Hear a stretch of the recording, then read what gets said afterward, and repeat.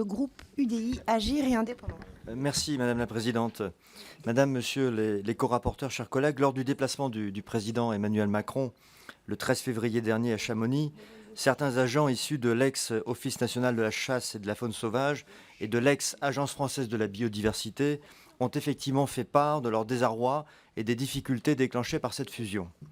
Vous écrivez d'ailleurs clairement dans votre rapport, je cite, que les représentants du personnel ont exprimé plusieurs attentes concernant le premier conseil d'administration. Ils attendent notamment de la Direction générale des précisions sur la priorisation des missions de l'Office, une meilleure prise en compte du mal-être d'une partie des personnels résultant de cette fusion. Fin de citation. Ce premier conseil d'administration, on l'a évoqué tout à l'heure, a eu lieu hier. Pouvez-vous nous dire si sur ces points, les représentants du personnel ont été entendus et si des évolutions sont envisagées?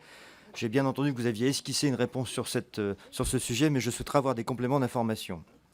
Par ailleurs, lors des débats et des auditions sur le projet de loi, notre groupe a insisté à plusieurs reprises sur les nécessaires liens que cette nouvelle agence devait entretenir avec les territoires et ses acteurs locaux qui connaissent le terrain de façon très approfondie. Le décret déterminant les modalités de création des agences régionales de la biodiversité a été publié.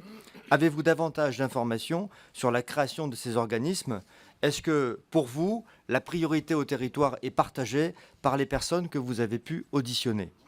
Et enfin, votre rapport met en avant le fait qu'à ce jour, 64% des mesures d'application réglementaires directement nécessaires à l'application des dispositions de la loi du 24 juillet 2019 ont été prises. Au vu des auditions menées et du travail effectué, pensez-vous que le rythme soit suffisant et que l'agence sera pleinement opérationnelle pour répondre aux prochaines échéances?